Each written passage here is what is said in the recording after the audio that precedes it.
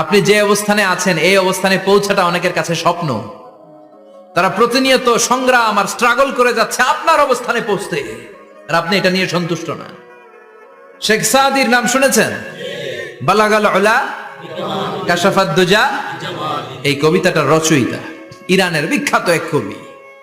উনি একবার আর্থিক সমস্যার মধ্যে দিয়ে সময় কাটাচ্ছেন, টাকা নাই, পয়সা নাই, পায়ে দেওয়ার মতো জুতা নাই। উনি খুব দুঃখ পেলেন, হায় রে, আমি ইরানের এত বড় কবি, আমার পায়ে দেওয়ার মতো জুতা নাই।